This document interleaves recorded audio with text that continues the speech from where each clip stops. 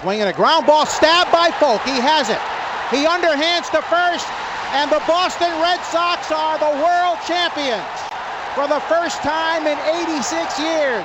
Together they have, and together they stand alone on top of the mountain for now.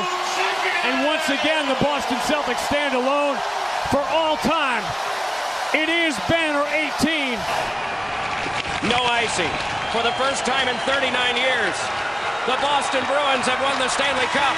And a title for the Patriots! I can't believe it! They have completed the greatest comeback in Super Bowl history. Good morning, listeners. Welcome into episode 44 of A New Era podcast. My name is Hanson, better known as Fryddy Online, and this morning I am joined by my co-host and dad, the OG Frid. Dad, would you like to say hello to the listeners? Yeah, good morning. Good morning, newbies. It's been a while since we've had a morning back to our original morning edition here. I think partially that's why some of you didn't listen to last week's, and maybe it was, I know the title that we said, just don't overthink it, but if you would have listened to that podcast and hit some of those bets, and I know we'll go over it later, but you would have made some money if you would have listened to us. Are you done on that? Okay. I didn't know if you were going to keep going there. It's No. We'll talk about it. We'll talk about it, obviously, in the recap of college football and the NFL, but a couple of those, you're right. Yeah, if I can remember what I've got some of them. I know one of them was the big one, was the Texans on Thursday, and then that didn't work. But they almost had it. They almost did it against the Jets. Okay, well, we'll start off today. We'll flip this around because usually we go Bruins, Celtics, Pats. We're going to go Pats first today because a lot to talk about from another loss yesterday. So, Dad, I've came in here for the last 3 weeks with Drake Maye and been like, hey, I'm so happy about that loss. That is a good loss. I am excited that we lost that one by 20, and I'm excited we lost this one by 12. I think I'm over that honeymoon phase. I think this one, I'm kind of pissed off. I really did want to win this game. The Titans are shit. So I really wanted to beat this shit team, but I think Drake Maye is just playing chess, not checkers, trying to get us that first overall pick as well. He's playing for two different reasons here. But all that to say, let's not sweep under the rug the amazing touchdown that he had as time expired in the fourth quarter to be able to put us into overtime. Just his ability to extend the play, just keep his eyes downfield, even when he's out there juking around their defenders, and just making this mess of a play somehow work. It's just so nice to be able to see, from a Patriots fan who saw a Tom Brady that's not very mobile for 20 years, and then, a Cam Newton that was on the back half of his career, and then a Mac Jones that wouldn't run like that and could never make that play, to now have this guy who some people, or even after seeing him last week, I was hearing more and more Josh Allen 2.0 references than I ever have.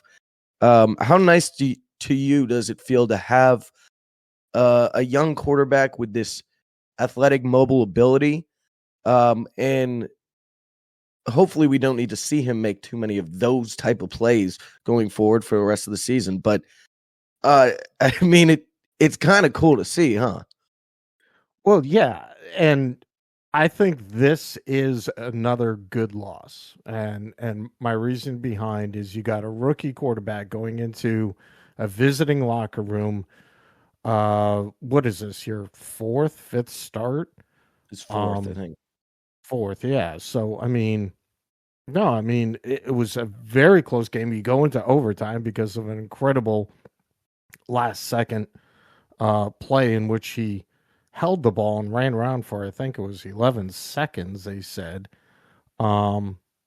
Just looking at these stats, 29 for 41, 206 yards, 1 touchdown, 2 INTs. The last one obviously cost the game, but 8 carries for 95 yards. Yes, he is Josh Allen 2.0. He is a Josh Allen that went to a D1 school. Josh Allen went to, obviously, Wyoming. Yeah, he is him.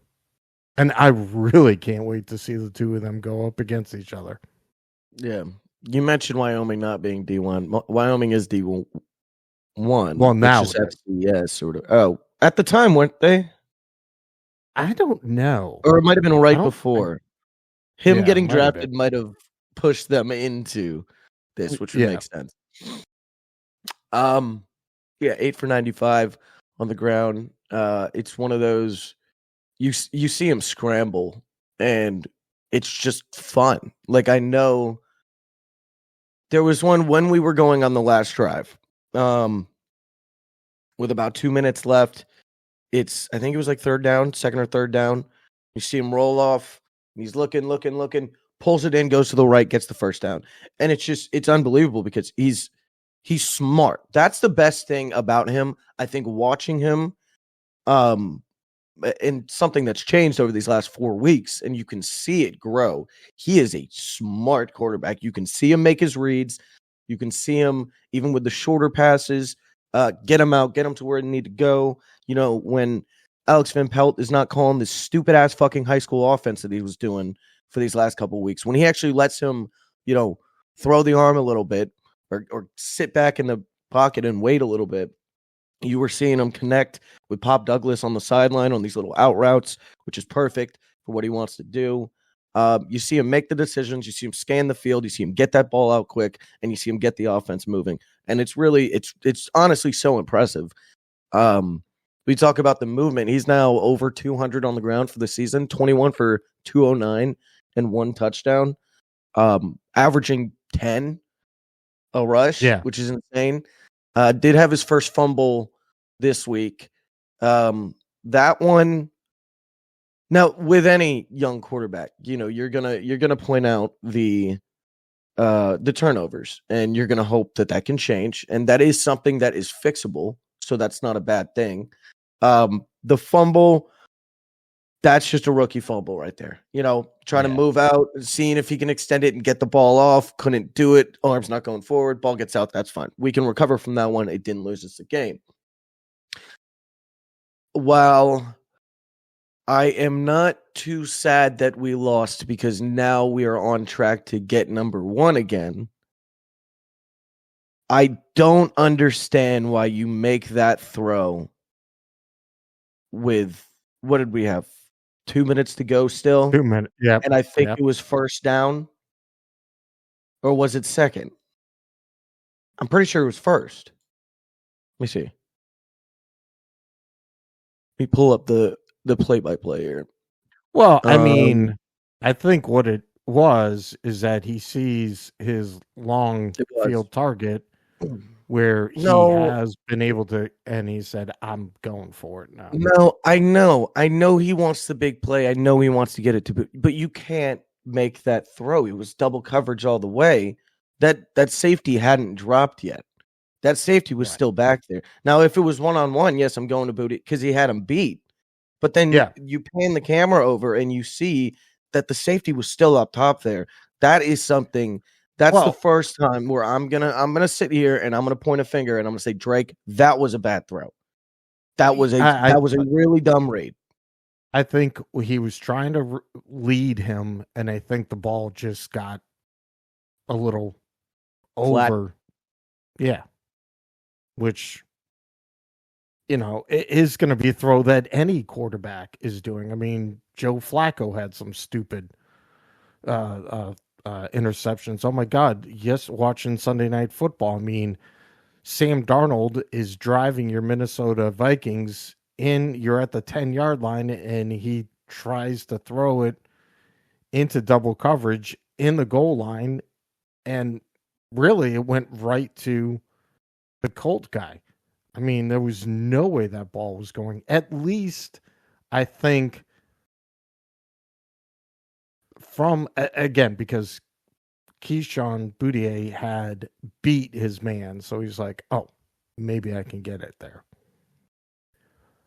But one thing I do want to say, we said Josh Allen 2.0. The difference, and you mentioned, the difference between these two guys running is Josh Allen runs quarterback draws and whatnot for a need for the offense. He does that to the offense is built for him to make runs, while right now Drake is making runs out of somewhat not necessity, but when it provides him the opportunity to pick up yards, he's doing that. Yeah, he's not looking to be very run first, whereas, you know, a Josh Allen and a Lamar. Now granted, they are quarterbacks too. I'm not saying, you know, Lamar's a running back, but like some people like to say, but they are definitely more run first. Drake Maye wants to use it as a backup, you know, if the play can't develop, and that's good because if he knows he's got that mobile ability, but he's going to look to run first because, oh, I need to be Superman. I need to save this offense because my O-line's not giving me enough time. He's just going to throw himself in the way and start getting hurt. I mean, he had one scramble yesterday. I can't remember which one it was. I want to say it was in the third quarter, I think. He was running up the left side of the field, trying to get out of bounds, runs into a Titans player. But just, and don't get me wrong, man, Drake Maye is a big guy. That's 6'4", 225. That's a big motherfucker coming at you. But he was running, tries to go like through a Titans defender, gets hit by two, scared me for a second because you could see his head kind of move around a little bit, hits the ground, gets back up, ready to go for the next play. I'm happy that he can make these moves. I'm happy that he can, you know, extend the play and run out there and be able to scramble. But if he was more run first, run heavy, I want to be this guy, give me the read options, it's going to throw him into the lanes and situations where we're going to get a lot more concussion protocol for Drake Maye and a lot more injuries could potentially happen.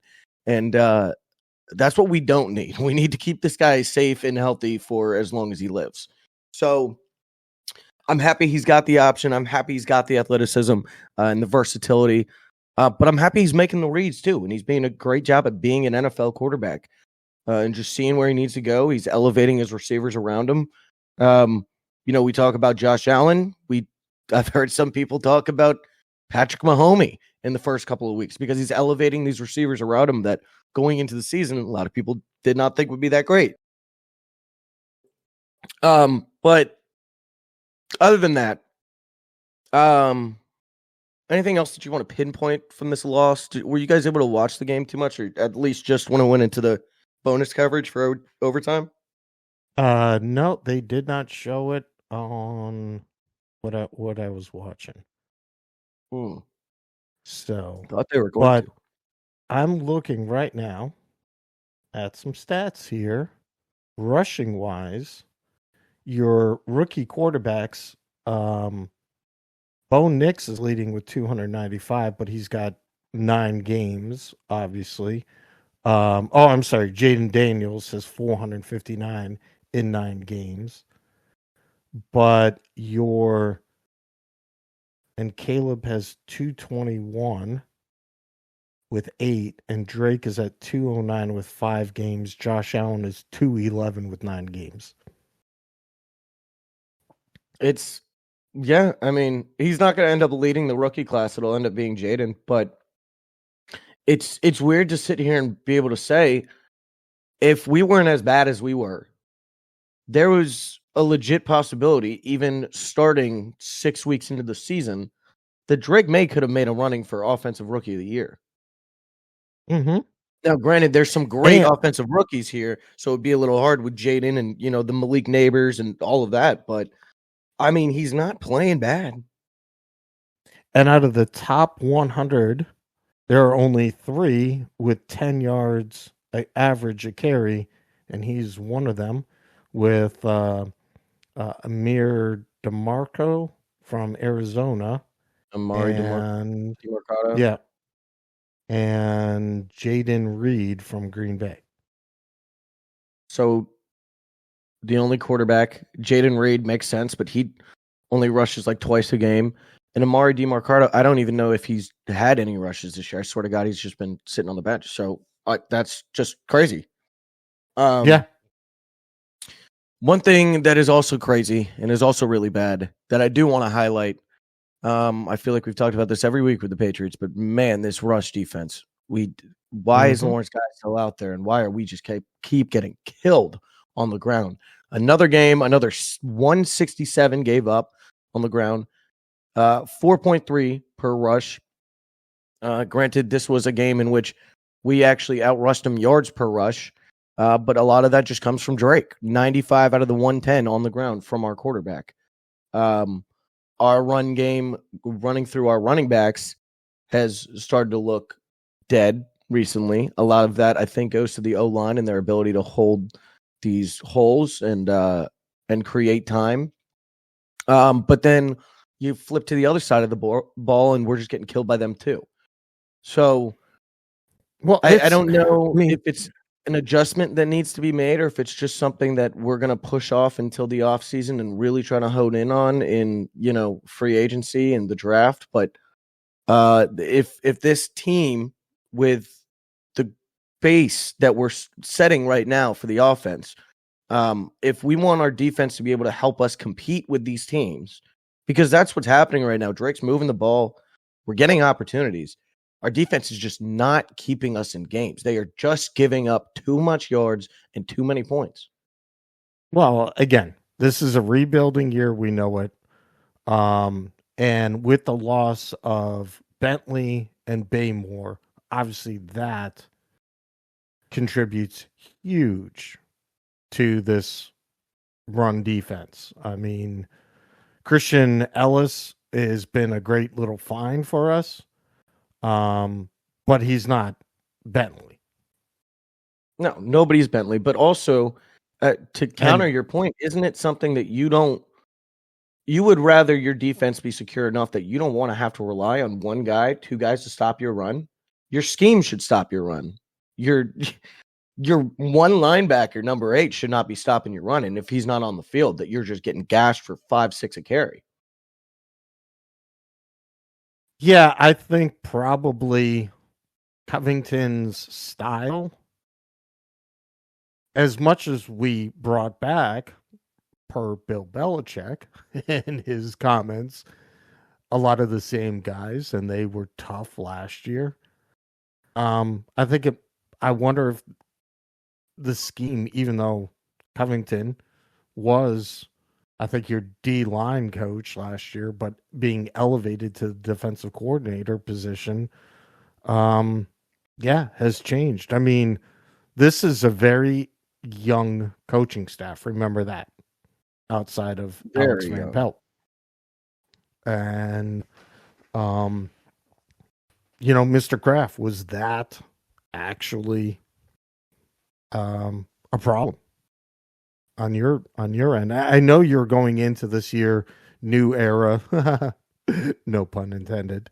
But yeah, you got to look at this whole coaching staff. I saw something a few weeks ago that had probably what would have been the best coaching staff, had Vrabel, head coach, Josh McDaniels back as the OC, and Mayo, DC, and giving him some more time to learn, because he went from, he wasn't even the de facto DC. He was an inside linebackers coach, and he gets elevated all the way to head coach.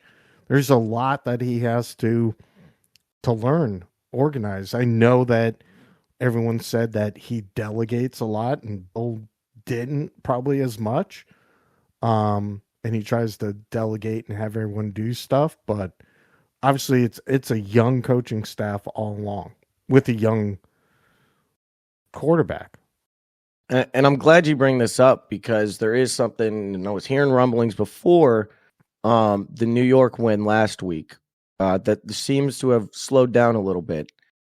But there was some talks about that Mayo could potentially be fired after one season. Definitely, it slowed down after the win. And I don't know if it's going to ramp back up after losing to Tennessee. I don't think that's a good move. But when we talk about Young, when we talk about Mayo not being the de facto DC, it also came out in the same report that this had been in the plans. There was no intention to interview other guys. They were always prepping Mayo to be the guy to step in after Bill. So to all the people calling for Mayo's job and everything, granted, guys, I'm a Pats fan too. I don't like seeing us 2-7. I don't like seeing us lose games. But firing Mayo after you've been prepping for him to be your new head coach in Bill Belichick's system for the last, 2, 3, 4 years, and then bringing him in and firing him after one, we are going to throw ourselves into a fucking spiral if we do that. And I am not looking for it. You got to stick with him. You got to know that this is a rebuilding year. I'm sure the Crafts do, even though they, have some higher expectations. But you got your guy. You got the guy that you needed, and that was Drake Maye. And now you can build around him. We don't got to build with the skill positions. You got to build that O-line. You got to build that D-line, because that's where you win in the NFL, in the trenches. You got to build those lines, give them something around them, and we'll have something to look forward to next year. It does suck having to go in every Sunday and being like, let's look forward to 2025. But it's what happens when you need to rebuild the whole entire team like we needed to because of the shape that, God love him, but Bill Belichick left the Patriots in. You just mentioned you don't have to build around on the skill positions. We have to do interior. With us having the number one draft pick, even if we get a top 3, do you trade that to get multiple number ones to, instead of taking like a Travis Hunter, do you trade that so you can get multiple picks and attack that broken offensive line? Although hopefully Cole Strange comes back and you got another piece, but you still need a tackle and defensive line. Although, hey, Christian Baymore comes back as well. If the right deal presents itself, okay, and I think we're gonna have to continue to talk about this throughout the rest of the season and the offseason, and then we're really gonna start knowing once we get to the combine, and once we start knowing, we know the good guys in college right now. We know the Travis Hunters and the Shedeur Sanders and all those that want to go in the first round. We know that, but we don't need a quarterback. I'm sure everybody's going to be calling for Travis Hunter because of the flashiness, because of the two-way. I am a firm believer in the fact that I don't think Travis Hunter is going to play two-way in the league. I think people are going to go to him and they are going to say, we want to draft you as a wide receiver. He's going to say, I want to play corner. And they're going to be like, cool. Hope you have good luck with another team. I don't think he's going to play two-way in the league. So, no, I don't want to use the number 1 overall pick on a wide receiver. If we can move down, I would be fine taking an O-lineman and potentially getting one of these other top-tier wide receivers maybe later on in the first. But quite frankly, I think I've been saying this all year. I said this before we even started the year. I've been looking at Will Campbell, the tackle out of LSU, since last offseason. The guy is a generational left tackle prospect. We're talking about guys like, Joe Alt that came out of Notre Dame this year, that went to the Chargers and just playing unbelievably. People were not too impressed by the flashy pick at number 5. But when you can get one of those generational cornerstone guys for your line, you can't pass on it. If we get one, I feel like people are going to be really pissed off if he goes one. I do think we end up sneaking out a couple wins here at the end of the year. That's going to push us into that probably pick 3 again, pick 3 or 4. And I think that's where you take Will Campbell 100% and you are fine with it. But we'll really have to see. We'll continue to monitor this. We'll continue to monitor the draft order throughout the rest of the year and see what happens. But I'm fully in on Will Campbell. I think he is what we need for that first round pick. And potentially if you do fall to that 4 and he gets picked at 3, I think, yes, then you go look at who's offering take 4 for I don't know the teams that have 2 first round picks. So I'd love to have that off the top of my dome here, but maybe 16 and a 27, 14 and 25, something like that. Then that's when you move, I think. But if Will Campbell is on the board, whenever your pick comes up, I do not think that you can pass on him, knowing you have your franchise quarterback here now. Yeah. And I mean, he is building rapport with this receiving core, and obviously it is young as well. Absolutely. Two little things here that I brought up, some articles, one of which coming out on the 1st, 10:43 p.m. from Patriots Wire. Patriots have reportedly received amusing trade calls for star cornerback. Can you guess who it is? Christian Gonzalez. NFL insider Josina Anderson reported the news on Friday. According to Anderson, Gonzalez isn't for sale, thank God, and the Patriots found the calls amusing. So everybody knows we've got a star back there. And like this is saying, it wouldn't make sense for them to move a top 10 quarterback with multiple years left on his rookie contract. I'd even go so far as to say he's top 5 in the league. And it's not even his full first year in, because remember, he injured. didn't play much last year. Yeah. I know there was something came out last week saying that they were looking to add pieces at wide receiver and O-line, and I don't know if they were trying to be able to make a push. Granted, you still could. You win 7, and you go 9-7, and you're potentially in the hunt. Or 10. We have 10 games left, actually. I forget about this. We go 17 games now. So you could still go to 10-7, 9-8, potentially sneak in. But I don't think this is the team that you buy in on right now. You definitely don't get rid of your star guys like Christian Gonzalez, because quite frankly, he's our only thing to look forward to on defense for the rest of the year right now, the way that they're playing. What about I heard they could move, or people are talking about Kyle Duggar. I don't want to do it. You and me both love Duggar. We've known this. We've talked about this on the podcast multiple times. But if you have Mape, maybe you do. I mean, the trade deadline is tomorrow. Tomorrow at like 4, right? Yep. So we'll see. We did just re-sign Duggar to 4 years this offseason. So he's under contract. He might be appealing. I just think it's one of these things that you don't move him unless the price is perfect. Unless it's exactly what you want out of him. Let's not force any moves. Let's keep some of these good guys. If you need to, if you want to relook at it, you look at it in the offseason. He'll still have 3 years under contract. And you'll actually know where some of these draft picks are located at that point to be able to potentially not ask for guys back, but ask for picks and be able to rebuild around them too. Last thing here, this is coming from NBC Sports Boston. According to Boston Sports Info on Twitter, 22-year-old Drake Maye is the first quarterback in NFL history to tally at least 700 passing yards, complete at least 60% of his passes, throw at least 6 touchdown passes, rush for at least 200 yards, and have at least 1 rushing touchdown through his first 4 starts. Ain't that something? Another history making during our new era podcast year. Absolutely amazing. We love this guy. Drake Maye. Love him so much that I'm sitting there and like seeing him make some throws, and it was potentially a bad throw. He threw one on the overtime drive. It's a scary ball to Hunter Henry. Put it exactly where it needed to be for Hunter, though. But if it wasn't for the fact that Hunter had a linebacker covering him, if that was a corner that went out with him, the game would have ended 2 plays earlier on another pick. But all that to say, when he was making stupid plays or something, I'm like, that's not on him. That's on the O-line. Wide receiver should have caught that. That's not on Drake. Drake can do nothing wrong in my eyes, except for that interception at the end of the game yesterday. That was the first play in 4 or 5 weeks now where I'm sitting there looking at Drake, and I was like, man, that one's hard. That one's tough. But who knows? We'll see. We got the Bears in Chicago next Sunday. You got a matchup between the number 1 overall and the number 3 overall. Bears, I think, coming off. Did they just lose? They did.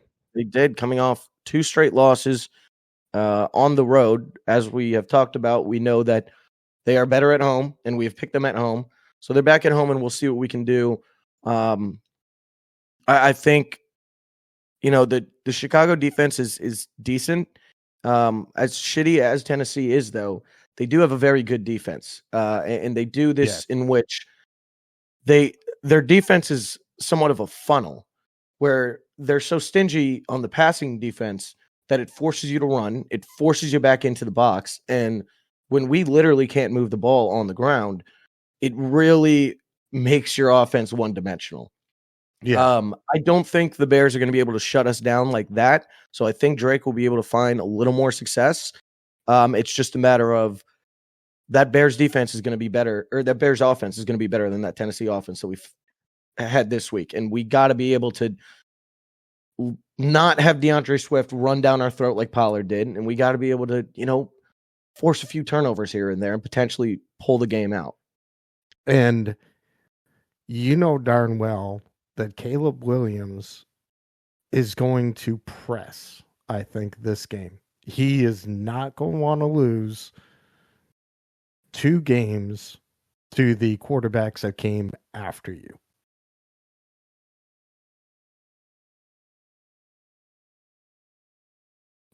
If you want to say something, you should take yourself off mute. Yeah, that was great. I didn't realize that happened. Thanks. All right. Well, but yeah, you did agree with me though, right?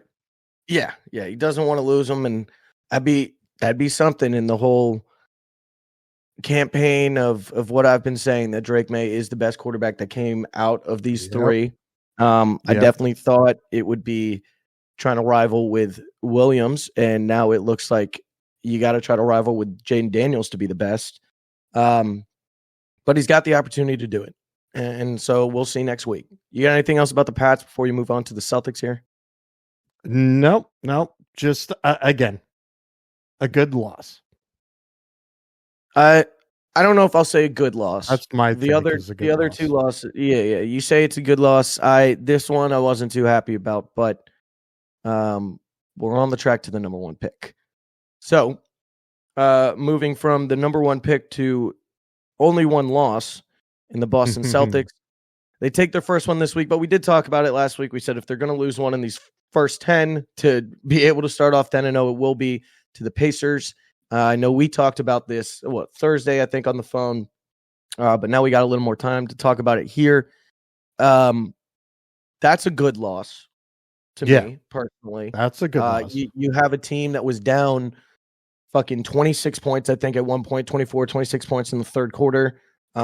Celtics Twitter was calling for heads, and then you're able to push this game back to overtime and have a shot at the end of the game to tie it, to throw it into second overtime.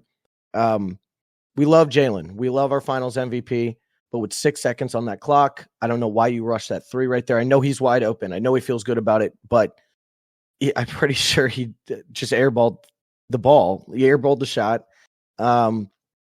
And that doesn't happen if you take the 6 seconds to really draw up a play and see if you can get, honestly, in that situation, Peyton Pritchard or Derek White an open 3. But with that being said, then we come back around into Charlotte on back-to-back nights and win 124-109 and 113-103. And now we are in Atlanta tonight to face the Hawks. 6-1 with Brown potentially still out right now with a hip flexor strain for these last 2 games. Joe Mazzulla did say that he is day-to-day moving forward. It's been an injury that's been bothering Brown recently. It's something that he had been playing through. So I'm happy that we're finally giving him the rest to potentially be able to, heal up a little bit. Not trying to talk shit on the Hornets too much, but you don't necessarily need them when you're facing the Hornets. And especially when you got the Warriors on Wednesday, which is going to be a bigger game, and then the Bucks again on the 10th. How do you feel about the Celtics from this last week outside of the loss? And then we'll look ahead here to see how we feel about this week. Again, obviously, not having Brown in there. If you could lose a 1A or 1B or one of your top players and any of these other teams, I think that's really going to be a problem with you. We mentioned, the only thing that we can't endure is injuries. I would say injuries to both the Jays because of this depth that you have. I mean, Derek White can then play more minutes than he did, and Drew Holiday is fantastic. And then you give minutes to Sam Hauser, who's I think an absolute surprise. And then Peyton Pritchard, obviously. Yeah, Peyton, our potential 6-man of the year candidate right now. Yeah. That's in terms of if you're looking at NBA Twitter, NBA X, or whatever you want to call it here. Peyton Pritchard's like the guy for 6-man of the year through 7 games right now, averaging 15.7 off the bench in 27.9 minutes. I think he's also averaging like 3 or 4 threes a game. If I can find this, hold on. Where is he?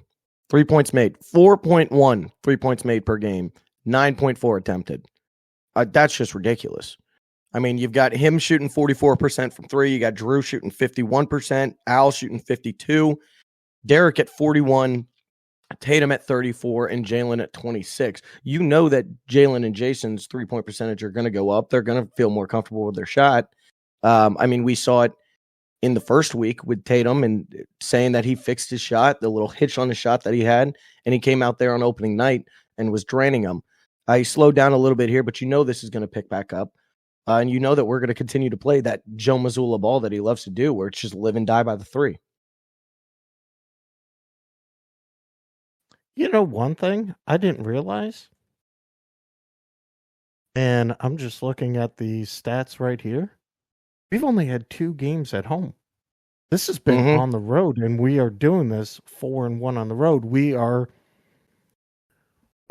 obviously the Red Sox that we saw on the road with only 2 games at home, one being banner night. That's amazing right now. And, to be and if you look, 6-1, if you look on the ahead at the road? schedule too, it seems like we go back and forth, home and away for a little bit. We don't really catch back up in terms of these home games until the start of December, the 2nd, 4th, 6th, 7th, and 19th. We've got Miami, Detroit, Milwaukee, Memphis, Chicago for all straight home games. So we don't really catch up until then. So if we're able to do this on the road and consistently do this throughout the rest of November against some of these good teams, whether it be at home or away, we do have Minnesota at home, nice. The Clippers at home, Cleveland at home. These are the teams you have to worry about, really. Then I think we're in a good spot. I really do. I think by this time, Jalen's going to be back to himself, depending upon how much rest we give him. But this is a great segue into this week then. So, like I said, Atlanta tonight, 7:45. We've got the Warriors at home on Wednesday for outside of Indiana, probably potentially the biggest game that we've had so far this year, with the Warriors, I think, at 5-1. But that is in Boston. Friday in Boston against the Nets at 7:30, and then Sunday in Milwaukee at 3:30 to round out this week here. Dad, I'm gonna do the same thing that I did last week, and if Jalen's out on Wednesday, I'll give it to the Warriors at home.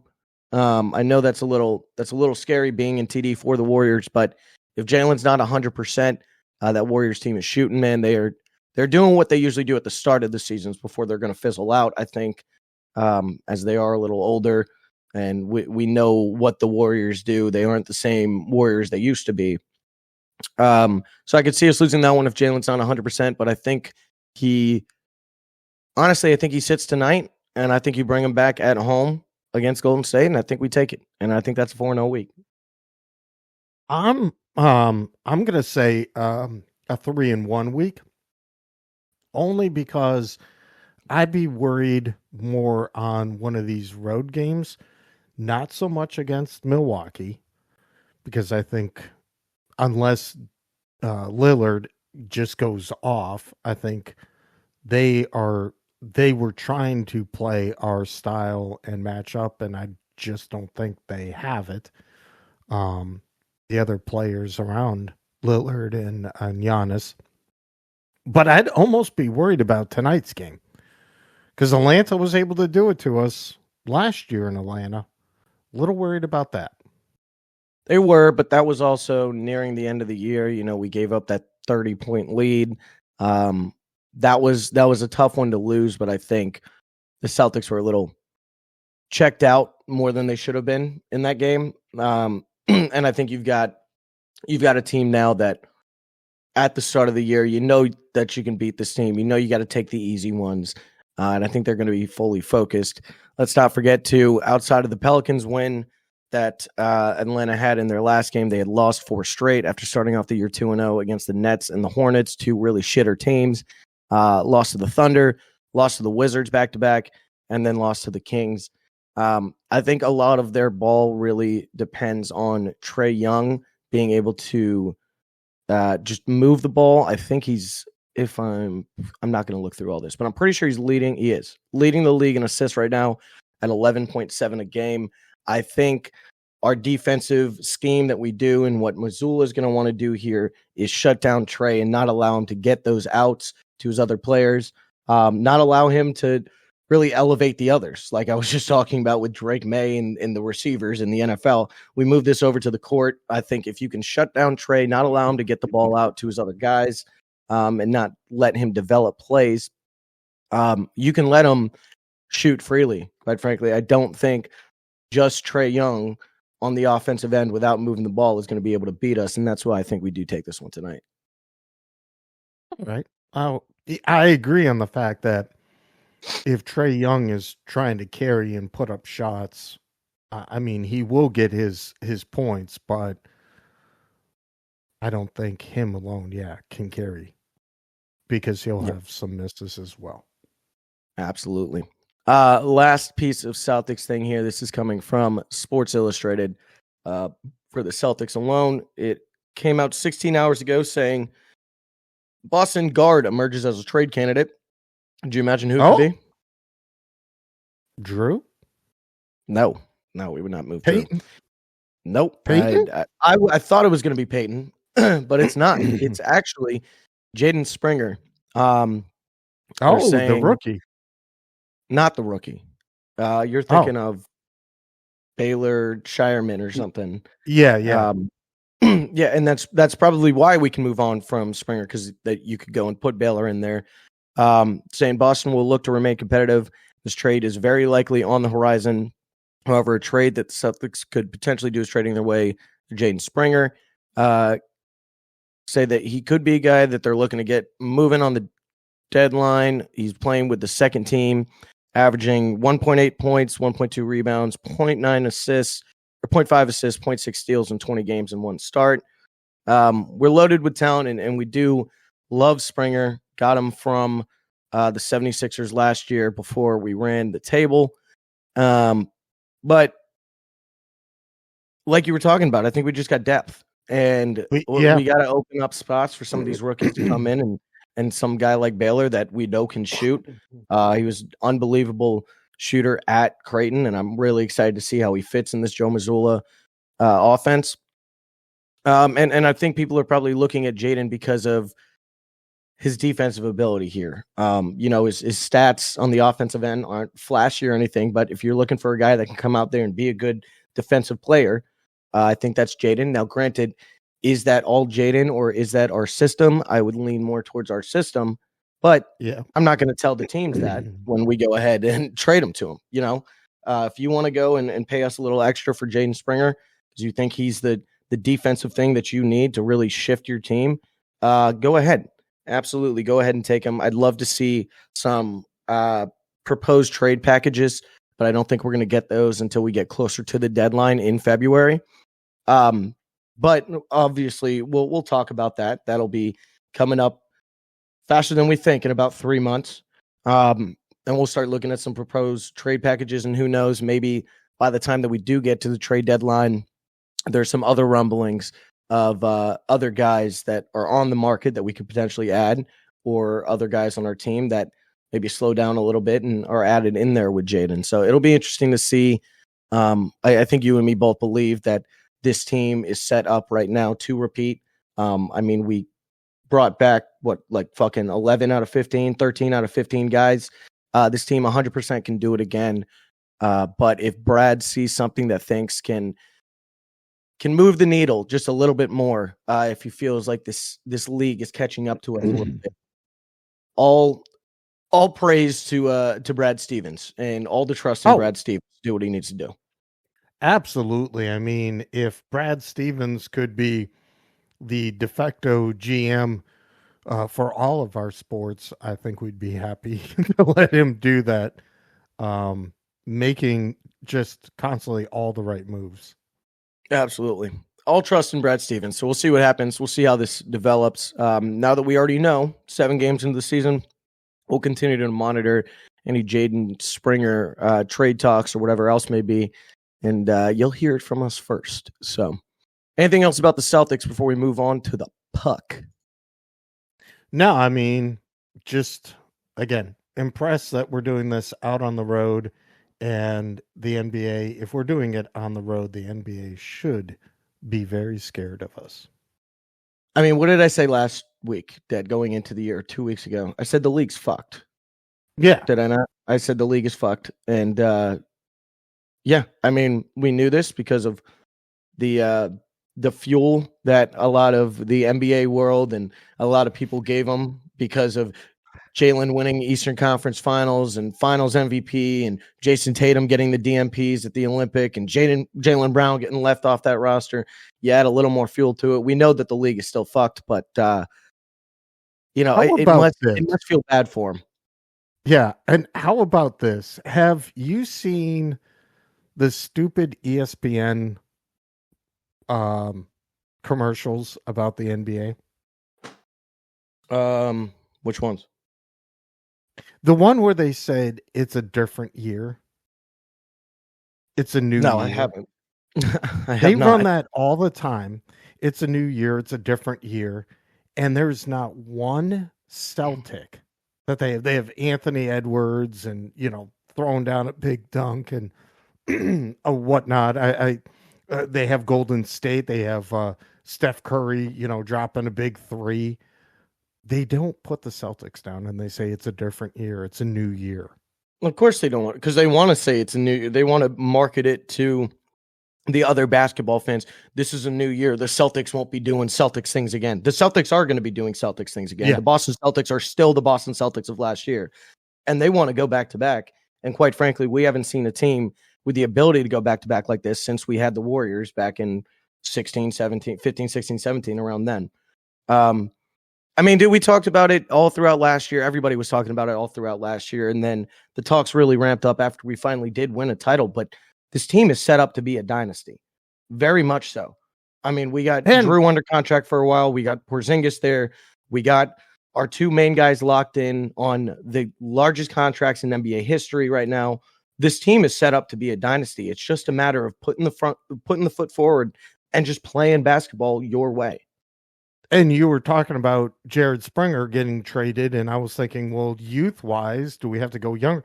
No, we only have 2 guys over 30. Yeah, no, and one of them's Al Horford. Yeah, and Al Horford is Al Horford himself. Father Time can't beat Al Horford. So no, and the other guy's Derek White, and he's in his prime right now and doing better. Just another week. Yep. Just another week of the Celtics being great. I'll actually show you this, Dad. This was new. My phone screen is the 2024 World Champion banner being raised, and that's going to stay there all year until we get to put up the 2025 World Champion one next June. All right, so we'll move over to the other team in TD. These ones were playing some home games this week. All right, last week, man, what we talked about, not a good week for the Bruins. No. And we were looking ahead, and I think we said a 2-1-1 week. Yeah. We got a 2-2 week. But it feels like we lost 5 games in that Hurricanes game on Thursday. 8-2 loss. I don't know if just spooky shit was happening in the Lenovo Center that night, with Swayman giving up 4 goals in the first period. 3 of which, swear to God, happened within 45 seconds. Got a lot of friends here that are Hurricanes fans, and I saw it all throughout last year when I was watching games with them, but even throughout this year, that is a team that can score a bunch very quick, and they did it to us on Thursday. So much so that against a team like the Hurricanes, that's not a team you can go down 4-1 in the first period and come back against at all. No, because there's a lot of other teams that we can. They can skate, and a lot different in our style. Because again, we're a defensive club, and they can move the puck and they can skate. They are faster than us, and showed a deficiency with our defensive team. It definitely did, but able to turn around. You lose to the Flyers on Tuesday, 2-0, but you're able to turn around. You beat them 3-0, and then you go home against Seattle. I think this was yesterday, and you beat them 2-0. So 5-0 after that, shutting out 2 straight games, which is nice. That's what you need to get a little bit more on track after you were 4-6-1 coming out after the Hurricanes game. We are no longer on the bottom of the Atlantic Division. Very nice. We're sitting there in 4th place. 6-6-1 with 13 points. Toronto 6-5-2 right above us at 14. Tampa Bay 7-5-0 at 14. And Florida Panthers doing Panthers things 9-3-1 up there at the top of the division, 19 points. After what is looking like a really shitty way to start out the season, we're still within 6 points right now. So there's a lot of puck left, and this team, hopefully, these last 2 games are allowing them to really figure out whatever's been happening, because this Bruins team is not the Bruins team that we saw last year. And something's been going on. They've been switching around a lot of lines. I want to ask you this, Dad. Do you think it is more the team just needs to warm up and we're still getting back used to playing hockey again? Or do you think it's the fact that, and I love Montgomery, I do, but do you think he's being too quick to switch up these lines and try to find something that's working to the point where he's not giving anybody enough time to mesh on their own lines? Oh, I know that you love Monty, but I don't want to say it because I never want to call for anyone's job, but you've had him now 3 years, you're into year 4. It might be time to look for a change. I mean, of any sport of the big 4 out there that likes to flip, I think second would be a baseball manager. And it would be the Sox. Change, philosophy, and all of a sudden you get that spark. I think hockey loves to change their leadership, their head coach, and then you see that automatic spark that comes from the looseness or either tightness or whatnot from the new coach. That excitement to play for a new coach. Yeah. So, going 500 right now, it might be. Are you calling for an in-season change, or is this something where you're saying, no, this is your last run? No, I think it could be. This week, you're gonna need, and obviously we've said this already before. Hockey really doesn't start till American Thanksgiving, and it's getting close. And it definitely if you are remaining come Turkey Day, a 500 club, Jim will not enter into December. That's a big accusation there, but it's true. You mentioned how quick they are to move on from coaches. I mean, we saw it when we moved on from Cassidy. I don't think anybody was expecting it, and then you move on to Monty. It did kind of hurt because then you go see Cassidy lead the Golden Knights to a Stanley Cup that next year with that excitement of playing and living with a new coach. I mean, we saw it with the Bruins too, with their unbelievable year with Monty. Weren't able to close the door on it, but I don't know. The thing is too, it's like, who else could be a better option out there right now? I think with moving on from Monty, it would be a little bit harder than it would be for a lot of other teams moving on from their coach because of the game plan and what Monty has instilled in this team, in this slow defensive. You got to, we don't need to outscore him. You just got to keep him from scoring. Maybe it would be better. Maybe the team now with some of the signings and the lines that we could have potentially, maybe they're more set up to be a team that wants to outscore you and doesn't want to play on their back feet, so to say, for the whole game. It will definitely be interesting to see. I like that idea. After Thanksgiving, I don't know if they pulled the trigger that quick, but hopefully we don't get to that point.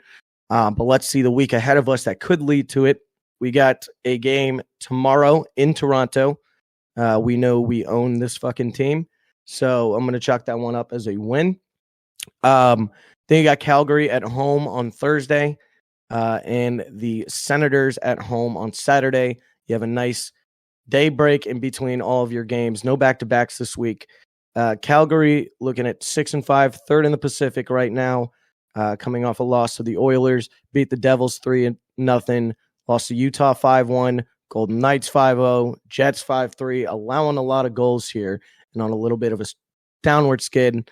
And then you got Ottawa at home. We got to imagine, at 6-5, this is a big Atlantic Division game, and you got to imagine that Ullmark will be out for this one. This will be the Swayman versus Ullmark game. Big thing going on here.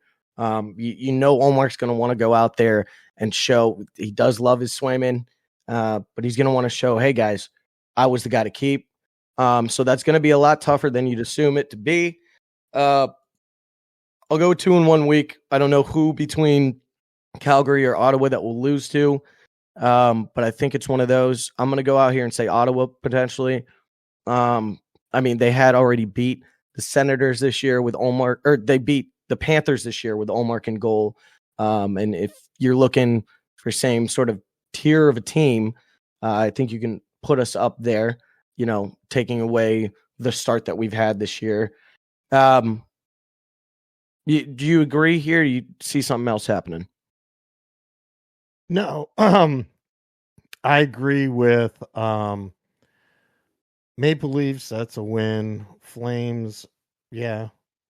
Senators probably win, and Blues. So I could say 2-1-1 again. Blues are next Tuesday. We're not going to address them yet. Oh, okay. Yeah. So 2-1. Okay, 2-1. And I think if you lose to Calgary, that's fine. If you beat Toronto and Ottawa, with these being Atlantic teams, you can find your way to claw back into these standings a little bit. No pun intended, as the Bruins. But you get a win over Toronto. You get a win over Ottawa. What's that? Then 4 points. You lose to Calgary. And then you're at 17 points with Toronto at 14 and Ottawa at 12. You could move into, depending upon what Tampa Bay does and Toronto and them outside of our games this week, you could potentially move into a tie for maybe like second in the division, maybe third in the division going into next week, which wouldn't look too bad. Because next week's schedule doesn't look as tough outside of those Dallas Stars again. Hopefully they don't do the same thing that they did to us the first time around. All right. Anything else you got here? I'm trying to look through any news or anything that I'd like to see, but nothing really different. Actually, one thing I'm impressed is that Brad Marchand seems to be getting his scoring back. He's already had plenty of assists leading up, but now the puck is finding the back of the net.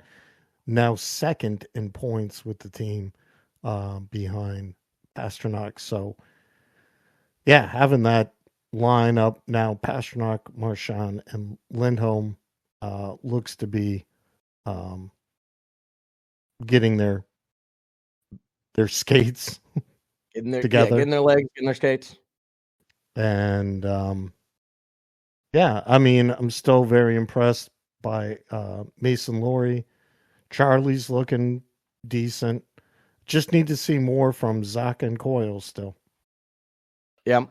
It is interesting to see here. I brought up these NHL power rankings from ESPN. This was done 3 days ago. So this did not include the back-to-back games, back-to-back wins against the Flyers in Seattle that we won this weekend. But they did have us at 21, with the previous ranking being 17 the week before. Yeah, you don't like to see that. With some of the teams under us, the Sabres, the Oilers, the Red Wings, the Ducks, Islanders, Predators, Canadians, Blackhawks, Flyers, Penguins, Sharks. We don't want to be in that group. And I don't think with the talent that we have on this roster, we are. Well, I definitely do see this team turning it around. This is something that, I was sitting there with one of my buddies, a Hurricanes fan, watching that game on Thursday, just watching the goals go in and in and in. And, he's very happy because the Bruins are a good team. You want to beat them. But this, I looked at him and I said, this is what happens, man. This is what happens when you don't allow your goalie to come and he's not practicing with the team until fucking 2 days before the season. If this holdout never happened, this team is not 6-6-1 right now. Swayman's back up to full speed. He's just now starting to feel like he's probably getting 70%. And in another 2 weeks, he'll be 85%, 90%. We're not going to see full Swayman until Thanksgiving, until after that. This could all be avoided if he had some run earlier in the summer, and if he didn't have this whole holdout happen. But, we'll live with it. We got to move on. Can't dwell on it now. Just get him back up to speed. I agree. All right. So enough about the Bruins. We'll go over the Red Sox here a little quickly because you did bring it up earlier. I do realize we talked about the Red Sox Netflix series that came out. I've still yet to watch. I do need to watch. I will. That's the homework for this week. I will watch episode 1. We can go over this next week. I'll probably watch the whole series. 1. Yeah, but, I saw episode 1 already. Yeah, I'll have to watch that, and we can talk about that next week. But you did want to mention, what was it? Wilyer Abreu got Gold Glove in right field that was awarded yesterday. Yes, he was. Yes, he got it. Duran was up for one of the center fielders. Did not get that. But yeah, Wilyer. And they just talked about his arm, the way he goes back on balls, just reads it. Great defender. And yeah, that just turned things around for me, saying we need to keep this kid, or it might be time to unload him. Maybe he is among the 14 first-time Gold Glove winners. That is an unbelievable stat. I don't think I've ever seen 14 first-time Gold Glove winners. That is crazy stuff. One of the best things I love about baseball that I was hearing as soon as the Dodgers closed on the World Series is that, the baseball offseason just happens right away. We don't need to wait on anything. We're getting right back into it. As far as signings and trying to make some trades.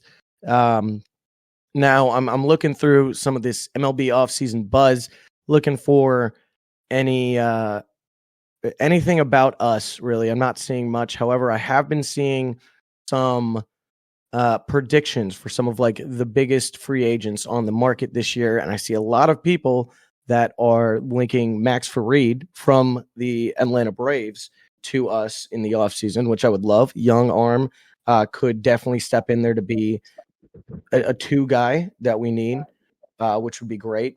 Have you seen any rumors about anything else? So I was just saying there, have you seen any buzz about any other Red Sox potentially? Any moves coming to us? Anybody that is heating up in the trade market that you've seen? And if not, who are some of your preferred guys that might be on the market that you're seeing? Well, we got Michael Wacha back, just signed him yesterday, and linking us to Alex Bregman.